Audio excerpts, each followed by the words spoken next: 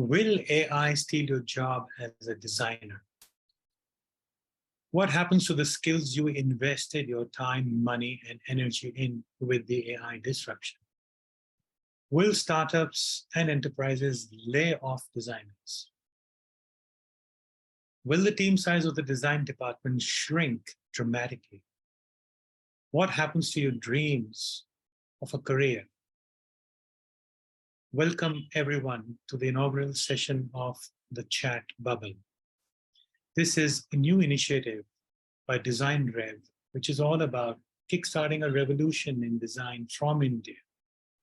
However, right now, what is the future of the designer?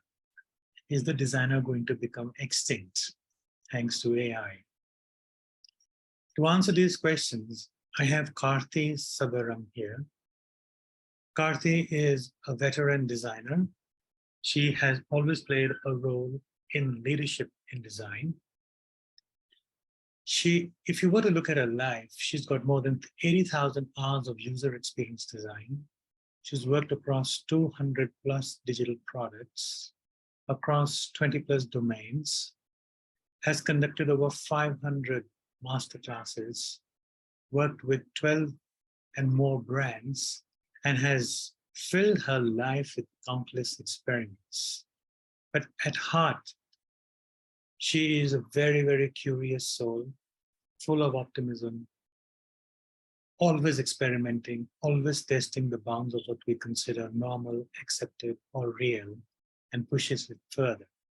She is currently empowering billions to achieve more at Microsoft India in her role in design leadership. She's got a bachelor's of engineering in electronics, a master's in human-computer interaction, and an executive MBA in product leadership.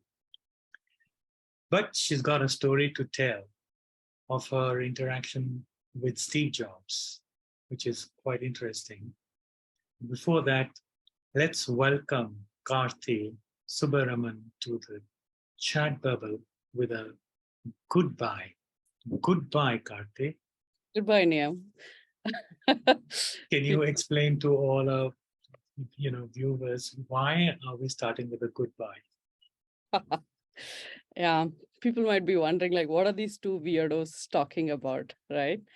Thank you so much for having me here. And the art of goodbye is the hardest. And I think that's what we are all, preparing ourselves to. So every day when we live goodbyes, and the art, as an artist, you become better. And that's why we start with a goodbye, because hi, hello doesn't cut it. So let's get into the chat bubble, Niyam. That's beautiful. This is a very interesting thought process that, everybody on this earth is here just for a final goodbye. And how you live your life till the last moment of goodbye is really the art of design for both Karthi and me. Thank you so much for joining. Here, also I'm introducing you to Simran. Hey, Simran. We have met over emails, but not really. But yeah. So the first thing that I want to ask you is, what's this curious story with Steve Jobs? Yeah, this was my time in HP. I was making printers, and I was wondering, like, what is there to design in a printer? Honestly, it's just a box, and you don't even touch a printer. Look at it. Look at your printer. There are only two places that you actually touch. The other, you don't even. It will be full of dust. And if you actually go ahead and do an ethnography, you can actually see that. Almost like 5-6 years went by. I think I started my tenure in HP in 2006, and 2007 is when the iPhone got released. So something that we released in 2009, it caught Steve Jobs' attention. Until then, I was just doing my, whatever I think is the right thing for our customers from a little red dot called a Singapore. So the particular printer that we designed, it ended up in Steve Jobs' desk, and he took a picture, and he has a very minimalistic office and a minimalistic home. That's something that I learned later.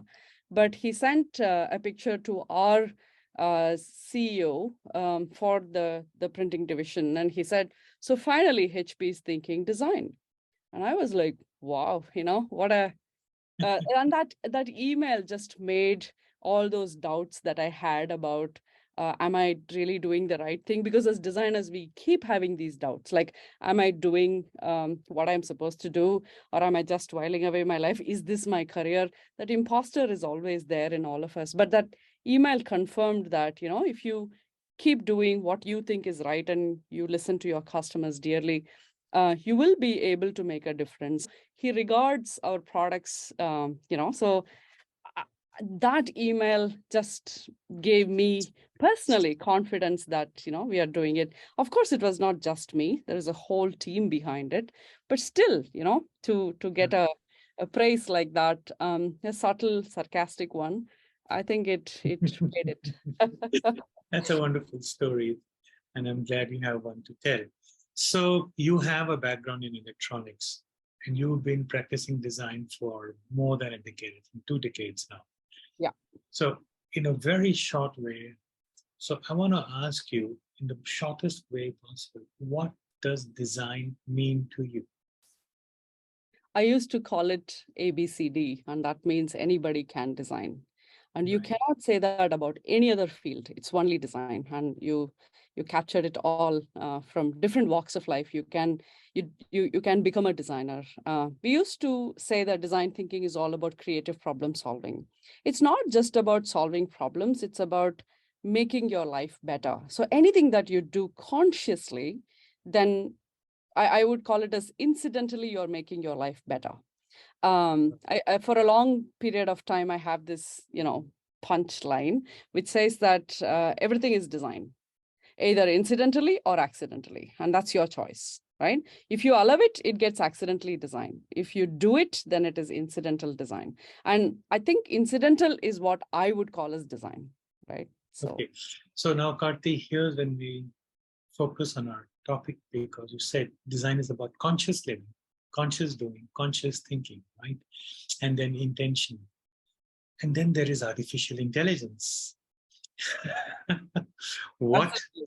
do you make of the role of artificial intelligence in design today? First of all, what's your perspective on this? So to answer that question, I think we need to go a little, back to understand the concepts of design. So when you really look at, even 200,000 years ago, how the human being was living, he had some design, right? For example, Mhm. taking a stone which looks like a knife and just tying it and using it as a spear.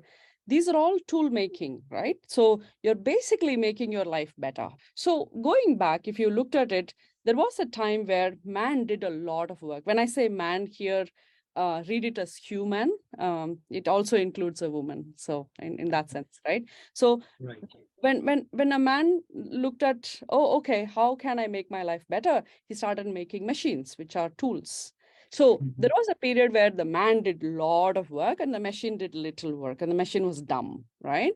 And then slowly we went through our industrial revolution, and the machine started doing more work, and the man started getting a little more rest. So if I could put it as, circles, there was a time where man did so much and the machine did so much, and then slowly, that's and so now the machines are doing a lot more.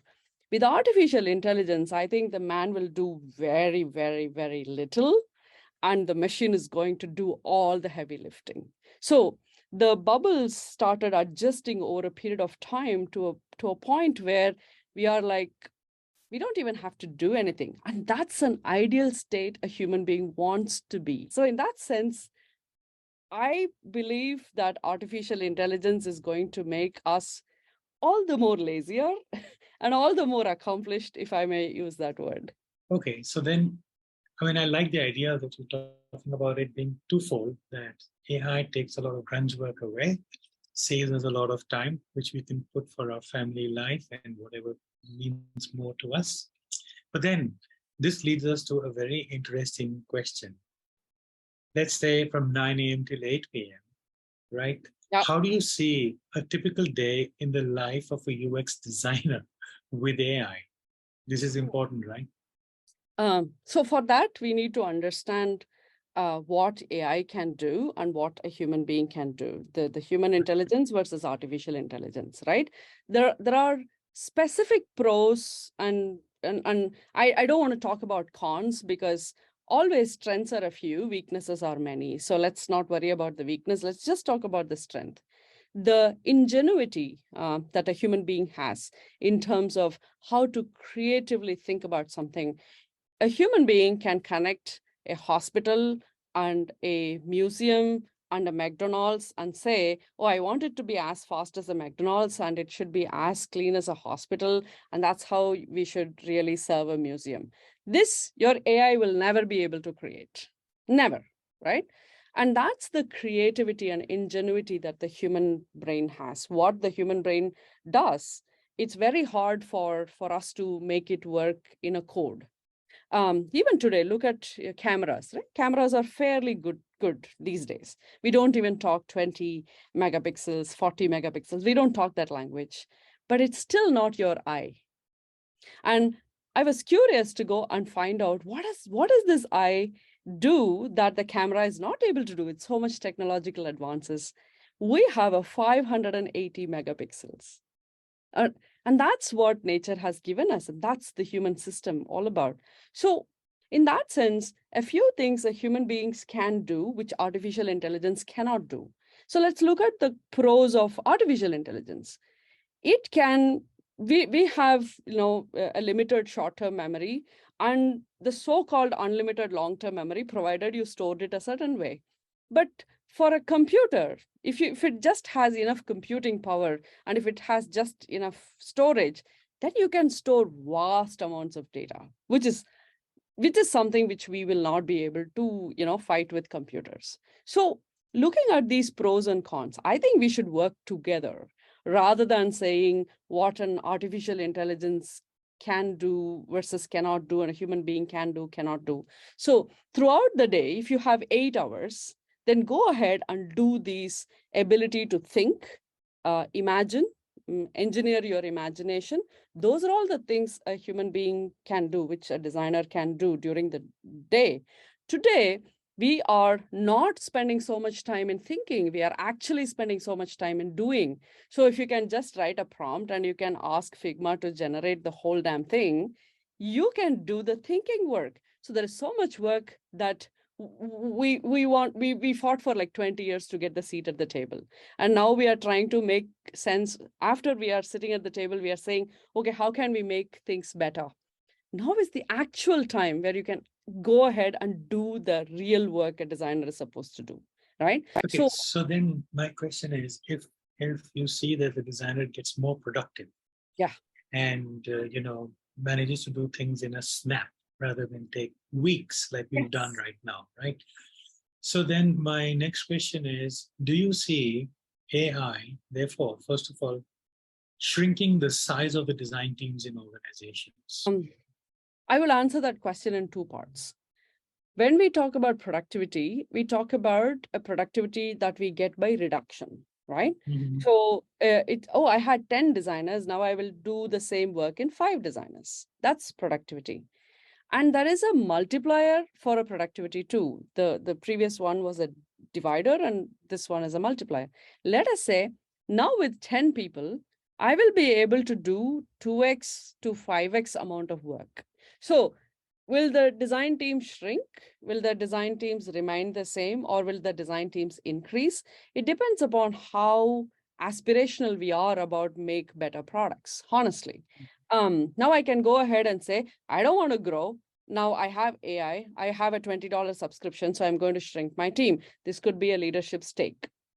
The other way of looking at it is now that I have AI and just with $20, I can use the same design team and do a lot more. So it's both are real, both are possible, right? So I would say it's a good judgment of the leadership team, which will determine the size of a design team and in that sense.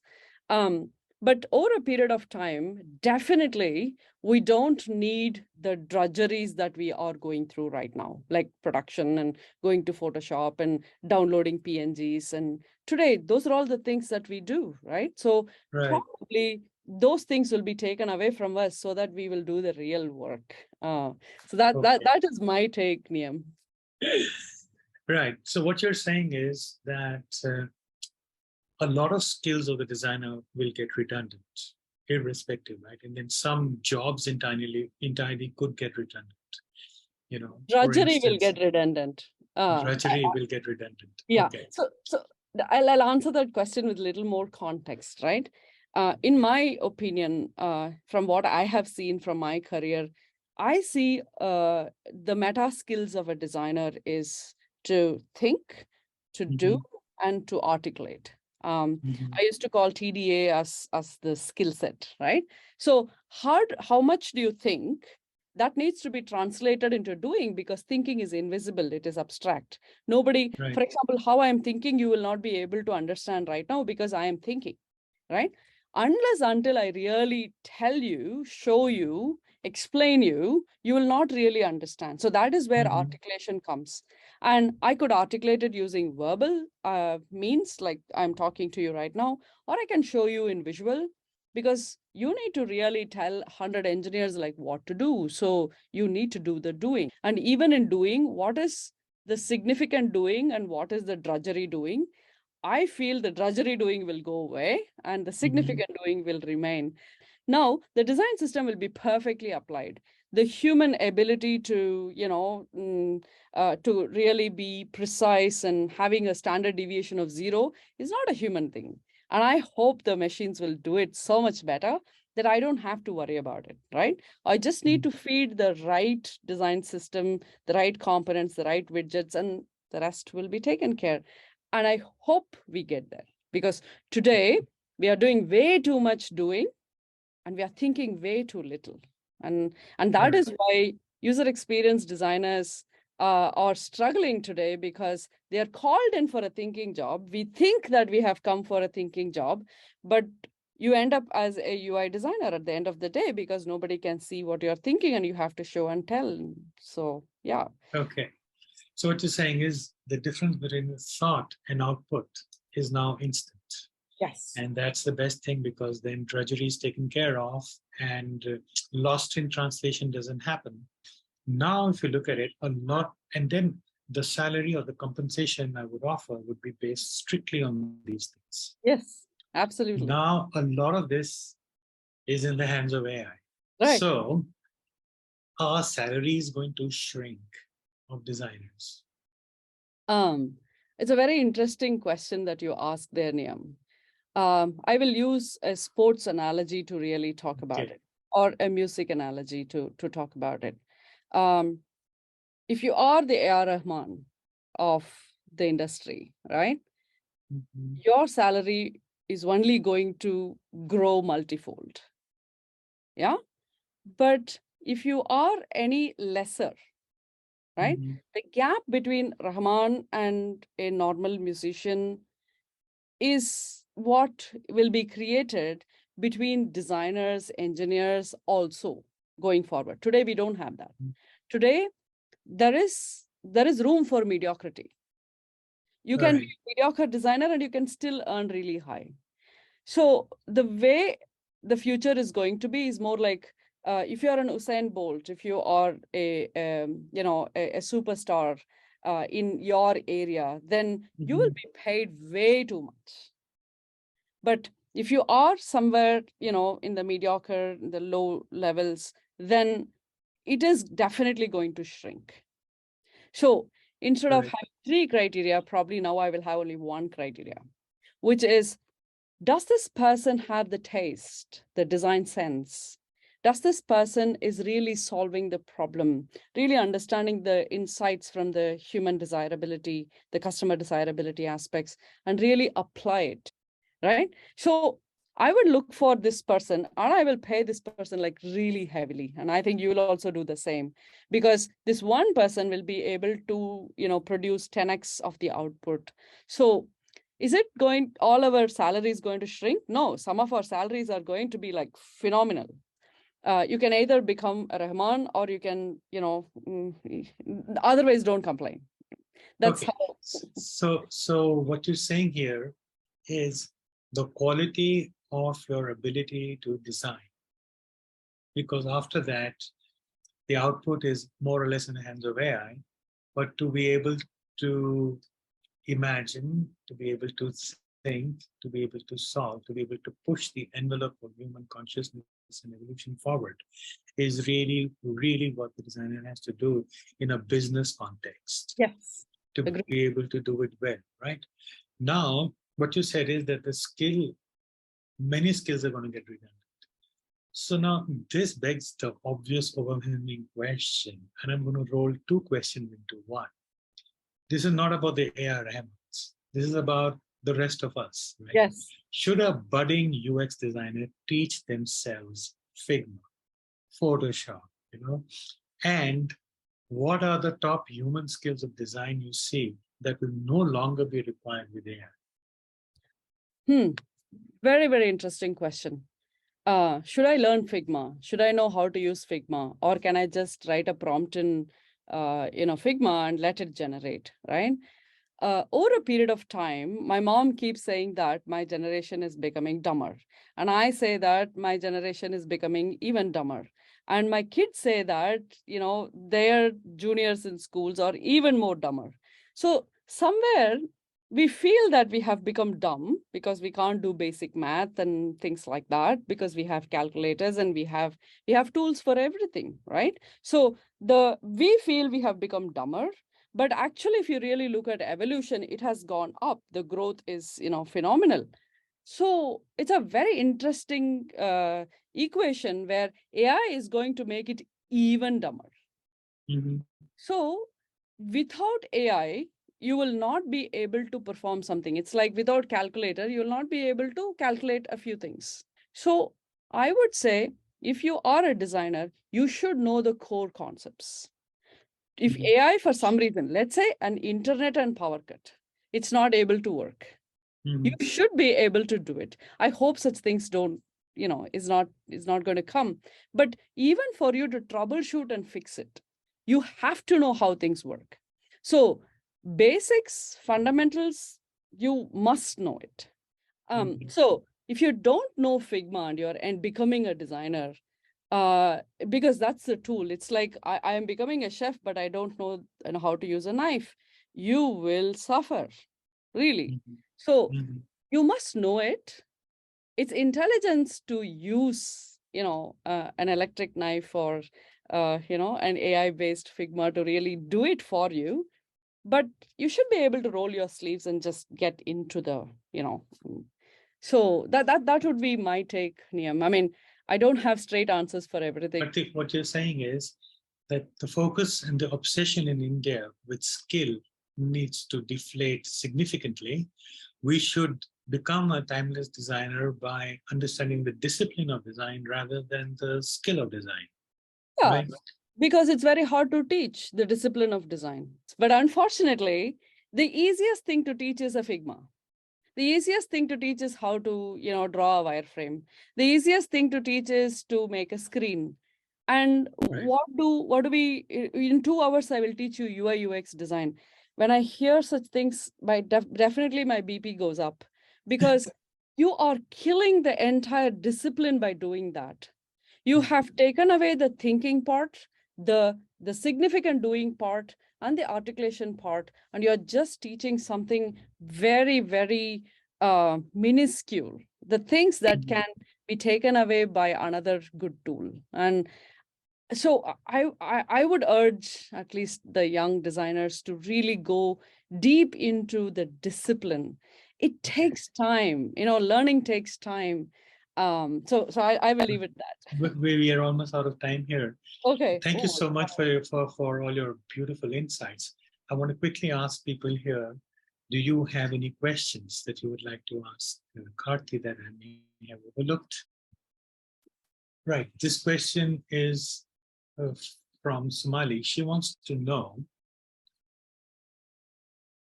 what are the everything needs skill, right? So her question is, what are the 3 top skills that are required with AI that I need to learn today?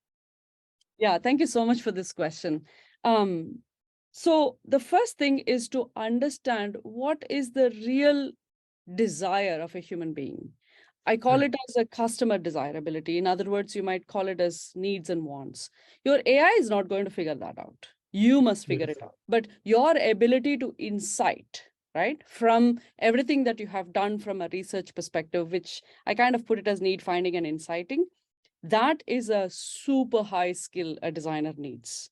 The second one is to translate this insight into an actionable pixel, or it need not be even a pixel. It could be a voice. It could be just another AI tool for that matter. For example, these days I am creating AI tools, so it need not be another.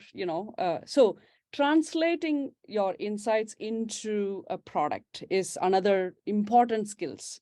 The third one is to really, really look at, when you are creating the product, is it even making sense? The design sense, because you are not setting the trend.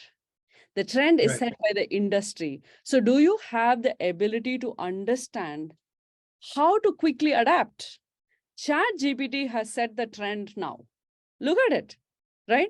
It is not it is not the tools that we do within the organization. So your Mm. ability to think and adapt. So this is the third skill. I would definitely add a fourth skill, which is your ability to be reflective and thinking about things. Because you will learn more when you reflect, when you don't learn when you learn, actually. So these are Mm. all some aspects that I would truly urge you. In a nutshell, understand the human being, because the human being is not going to change. Even Right. with AI, that's not going to change. Two, how the human being utilizes AI, you should know how to do that. So when these things are done, you would be a designer that we cannot let go. We want to. So Manvi has a very interesting question. How does a thinking designer survive the wave of everyone wanting a UI design? Um, Good question. If you are, let's look at thinking and doing. Yeah. For everything, we need to go down to the first principles. Thinking, what I think in one day will take probably 2 weeks for a designer to really make it into, some 200, 300 screens.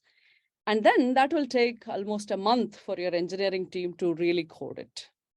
So just look at it. Thinking is supremely energy intensive, but it is super quick. You can Mm. do a lot of thinking in 1 hour. You can do a lot of thinking in one day. And now, if your thinking is spot on, your ability to do in the UI is going to be far superior. The reason why the UI designers suck today is because they don't have enough time to think, or they don't Correct. think. Thinking is the hardest job out there. So in that sense, even if you are going to become a UI designer, be a better one, is what I'm saying.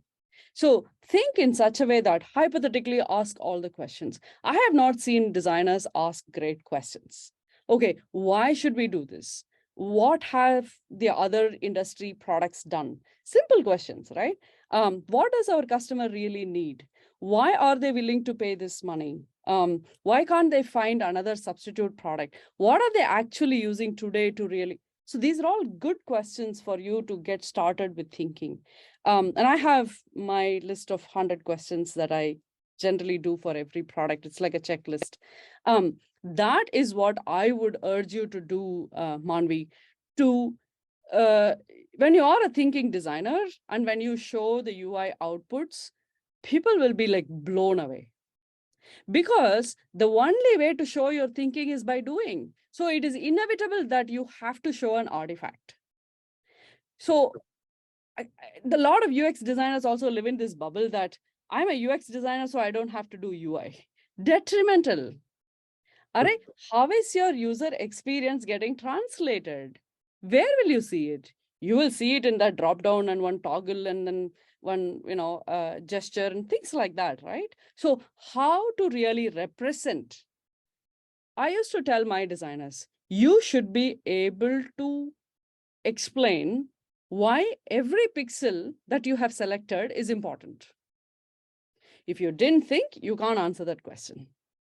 I just put a button, you can't say that, right? So you have to be a UI designer if you're working in digital products, which means you cannot miss out on user experience. That is why I'm okay with this term UX UI. The better term would be a digital product designer.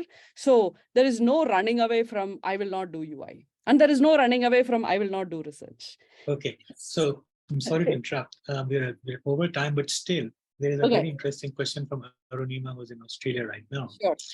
So that's the last question, everyone. In your opinion, what sets apart AI design from design created by human designers, also known as natural intelligence? Is it the presence of errors or the generation of original ideas or something else? Okay. Arunima, I'm going to pick the example from something that we do every day, which is, cooking and eating, right? So if I have the right recipe, for example, if a machine can replace my mother, awesomeness, right? I cannot find somebody like that. And I would pay everything that I have to really recreate my mother, because I know I have very less time with her on this earth. So that being said, I would really, really, want to see a machine that is created like that. So it's not the errors, it's not the standard deviation, right? If it does what it does really well, awesome. But for it to come there, how much computing power are we going to give? My friend did a PhD on robotics, and I asked him, so what did you do for 3 years? He said, like how you hold, let us say, how you hold, like, say, a glass and just drink water, just assume this is a glass. So this hand movement, and you are trying to hold it together, this has taken him 3 years to do it in a robot, which you will do it in like an, right? So that's exactly what will happen for designers as well. What you can think, your AI will not be able to do that. So it might produce error-free screens, but hey, if it is not even making sense, it can produce paneer butter masala, but if it doesn't taste like what my mom does, it doesn't matter, right? So I would put an emphasis on, it is your recipe, it's a quality of your ingredients and your cooking process. That is how outcome is derived. Probably AI will take care of the cooking process because it has perfect ratios, and but she will add a salt by just smelling, right? It's not going to do that. That's human intelligence, that's experience. So you're still needed. Let me put it this way. You will be needed 20% and let it do the 80%, but that 20% is you. It's still creation is where I'm coming from. Arunima, I don't know if I answered that question, but that's how I think about it. All right, we are definitely out of time. Thank you so much, Karthi, and I think thank you so much for helping us inaugurate the chat bubble. Thank you, everybody, for waking up on a Saturday morning, those of you in Indian Standard Time, and to join in and to learn. I hope this was useful to everybody. And we are going to have a series of conversations around design in this decade and the next, going forward in the chat bubble. Keep yourselves tuned in. There's much more coming in. A lot of thoughtful, insightful, much needed light on the path of design and designers. Thank you. And again, goodbye, Karthi. Goodbye, Niyam. And I really, really wish all the best, all the very best for Chat Bubble.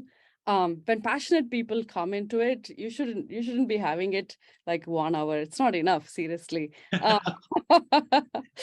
So Okay. we should talk more and more about these things, because there is so many things that are not talked in and people who are really busy creating stuff, they don't have time to talk about these things. And I do feel that we should talk, and chat bubbles are very, very important. So I'm going to be tuned in every time you put one.